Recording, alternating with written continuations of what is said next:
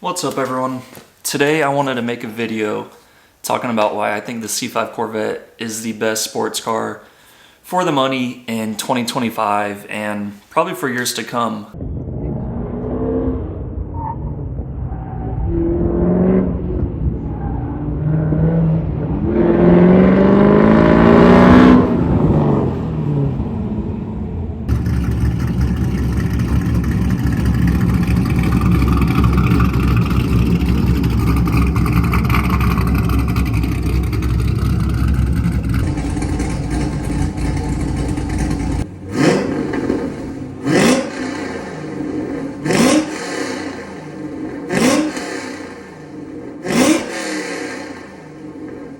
If you guys have a C5 or C6, you already know C5 really is a great platform in terms of performance, price, reliability, just everything. They just hit the mark on every single point. And so I really think you guys should look into getting one, before they become a collector's item. These cars are already 20 something years old. Mine is it's a 2000, so it's 25 years old now. Wow. Yeah. These are great cars, man. I get asked questions a lot about this, so I wanted to make a video on it from people who are looking to buy them. They're always wondering, are they reliable? Should I get one? Can I daily it? And so I wanted to answer those questions in this video. So first things first, yes, you can absolutely daily it, especially if you live somewhere with nice weather. These cars are honestly great to daily. If you have the base model, the target top with the hatch in the back, they have tons of trunk room. My car is the fixed roof coupe, same as the Z06 body style, so it's got the trunk, not as much trunk space, but it still does pretty good. I can still get groceries and all that good stuff like that. But if you have the hatch, you can fit tons of stuff, golf clubs, groceries, beer, whatever you need, suitcases, all of that good stuff. So for a sports car, they do have pretty good room, being a two-door sports car. As far as being able to daily it goes, I think they're great. I drive mine pretty often, as much as I can, just because it's actually better on gas than my truck, my daily driver. So when it's nice out, I drive this thing as much as I can. I get 30 miles per gallon on the highway, and my car is pretty modded. If you've seen my other videos, I'll go over that later. These cars are great on gas, especially if you get one equipped with the T56 manual transmission. Automatics do a little less on miles per gallon because of the autos only have 4 gears. It's the 4L60E, which kind of dookie. I'd stay away from those. Get the manual if you can. The automatics, not as good on gas. Manuals, especially stock cars, will get 30 miles per gallon all day on the highway. Probably like 20 around town. Yeah, I think I average about 20, and I beat on it every single time I drive it because that's what I got it for.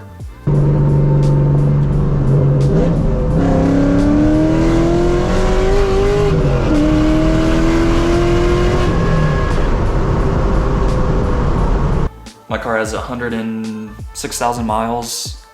I got it with a 90 something, I think it was 95,000 miles.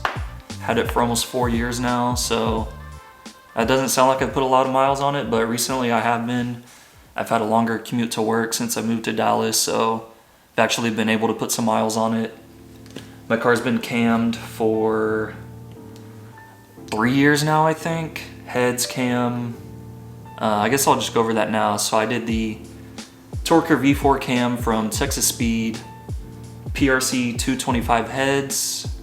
I figured, I'd do it right the first time. My car came equipped with the not so good heads. I forget which number. I think they're the 851s or 821s, something like that. They're not the good ones, not 243s. And then the LS1 intake, which I later swapped to an LS6 intake. Also made a video on that. That's pretty much my build. Full exhaust, Speed Engineering long tube headers. They're a great brand, they fit great. I've done them on several C5 Corvettes and they fit great out of the box. For the price, you can't beat them. They're like 400 bucks, I think, for the full setup. I was straight piped for a while, but now I have Corsa Sport mufflers on the back. But yeah, man, I made 460 wheel horsepower on the dyno. Also did a video on that if you guys would like to go check that out. If you don't believe me, 460 to the wheel, LS6 intake, Torker V4 cam, PRC 225 heads, and That's it, full exhaust.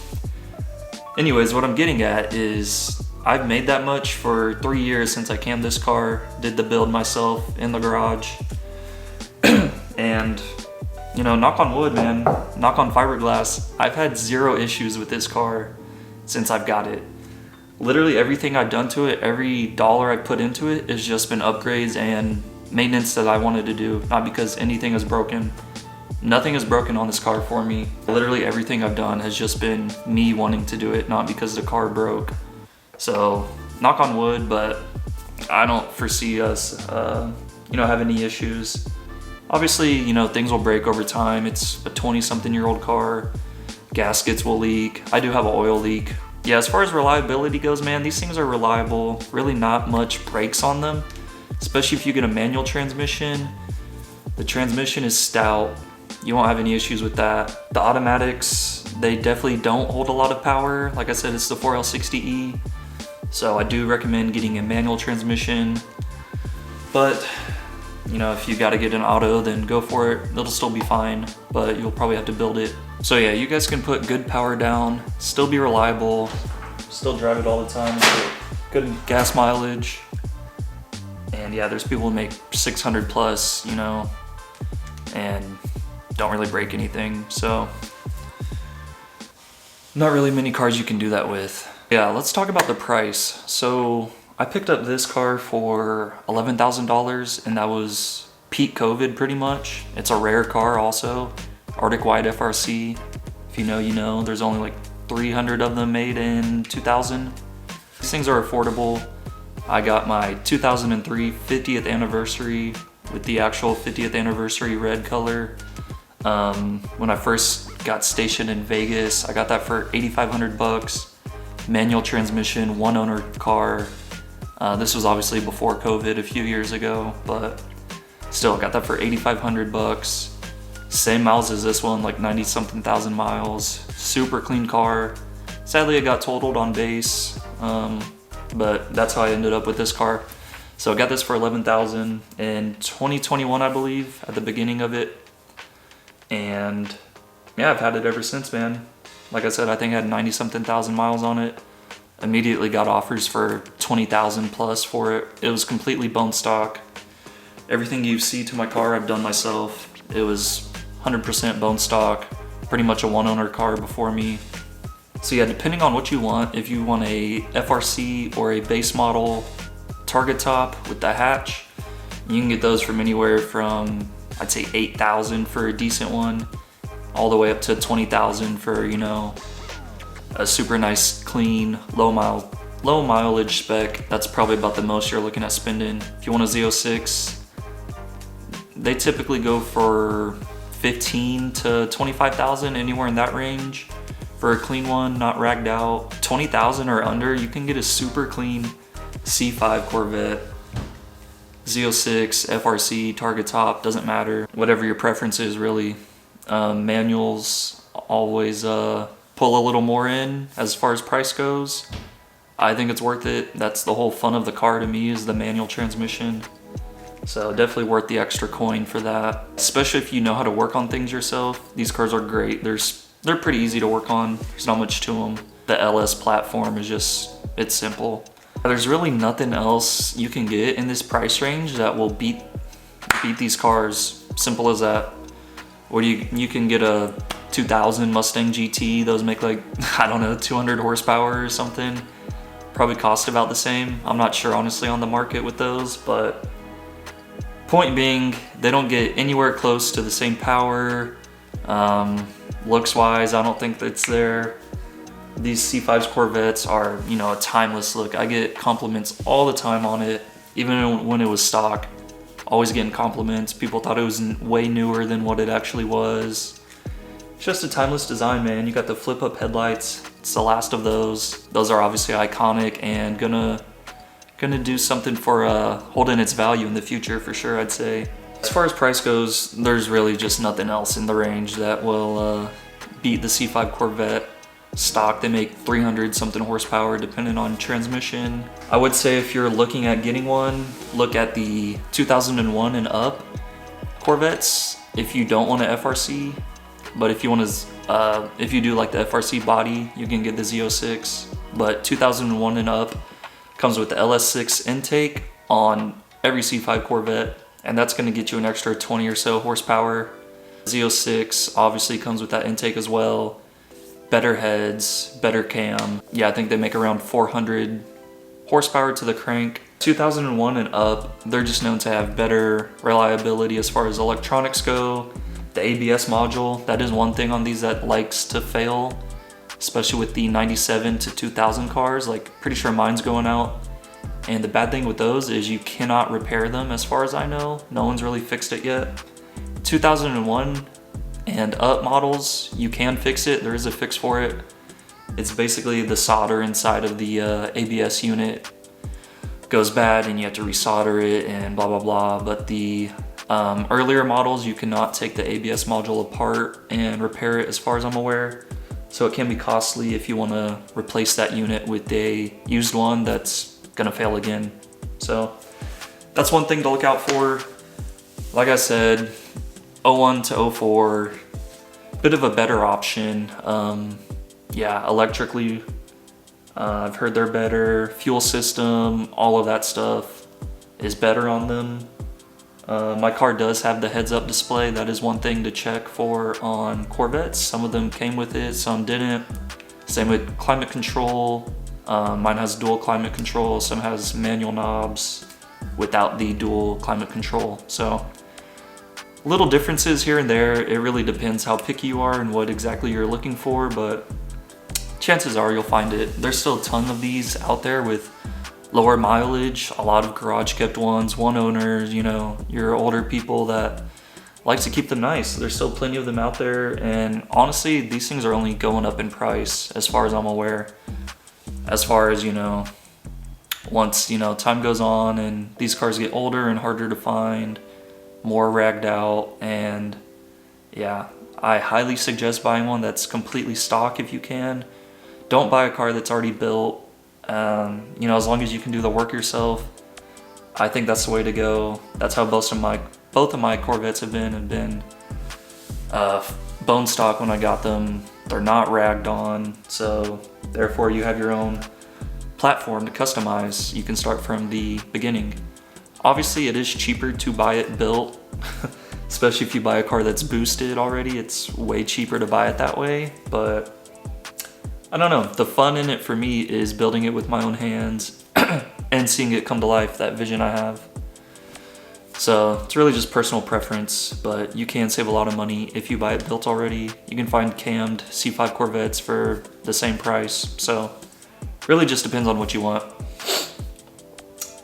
But yeah, as far as performance goes, these cars are great. They pretty much make 50-50 weight distribution in the front and rear due to the torque tube and transaxle rear end. The transmission is actually in the back of these cars, connected via torque tube that goes all along to the front of the engine. Not the front of the engine, but the front of the car. You guys know what I'm talking about. But yeah, performance is great. Obviously the iconic LS1, great power, easy to add power to it. Cam, heads, you can make 400 real horsepower easily. And if you really want to make some power, you can throw a supercharger on it, which it'll run you about 5, 6, maybe 7 grand, depending on what you get, but you'll be into the 600s easily, and you can still be under 20,000 for the car total. So you really can't beat that. These things handle amazing, even with the leaf springs from 20 years ago.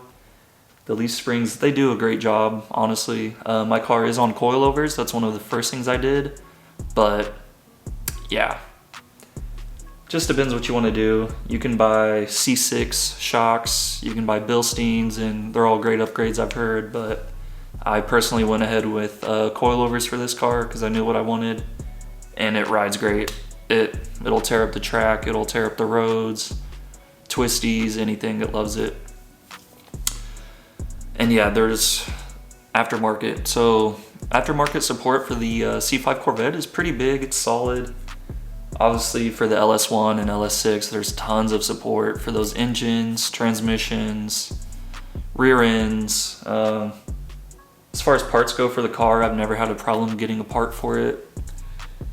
You know, any little miscellaneous part, it's pretty easy to get. Everything's pretty affordable. There is a Corvette tax on certain things, but that's just, you know, the price you pay. If you work on things yourself, you can offset that cost. So aftermarket support is huge on these cars. There's tons of things still being developed, still coming out by aftermarket companies, which I think is really cool. Granted, these cars are coming up on almost 30 years old, which sounds crazy, but there's been, in 2024, a few companies coming out with tons of new parts, which, like I said, is really awesome. So I don't think the aftermarket support is going anywhere for these cars. There's wide bodies coming out, new wide bodies, new lights, all kinds of stuff for these cars. So aftermarket is definitely there if you love to customize your stuff. Just getting parts from GM if you need stock, you know, OEM parts. Everything is fairly easy to get. I've heard some of the windshield trim and window trim can be kind of hard to get depending on what model you have, but other than that, pretty much everything is accessible. You can go to O'Reilly's, AutoZone, go pick it out yourself in the store and get it the same day for the most part. All right, guys, well, I hope that answered all of your questions. If you have more questions, please let me know. Hopefully I touched on everything with this video, but if I did not, like I said, just hit me up. I'll gladly answer them. But just to recap, I think the C5 Corvettes are an amazing bang for your buck, especially in 2025. You know, if you have a budget of $10,000 to $25,000, you can get one of these modded, stock, you know, however you like it, low miles, and, you know, pretty much beat everything on the street within reason. I beat Hellcats pretty easily with my 460 horsepower to the wheel. So these cars weigh, you know, low 3,000 pounds. That's also one thing I forgot to mention. The weight ratio on these is amazing. They don't weigh anything, so power to weight ratio is awesome. It's a real thing. But yeah, there's nothing in the price range that beats these. There's Mustangs, Audis, I don't know what else, that just, they're not reliable. They don't make as much power. They're not as fun to drive. They don't look as good. You know, I'm being subjective there, but this is a Corvette page, so I'm gonna say it. But yeah, if you guys have any feedback, any comments, questions, you know, let me know. Get yourself a C5 Corvette. Do some cool things to it. Get out there and drive it. Don't just keep it in the garage, man. These cars are meant to be driven. They love it. You'll keep it running better that way, honestly.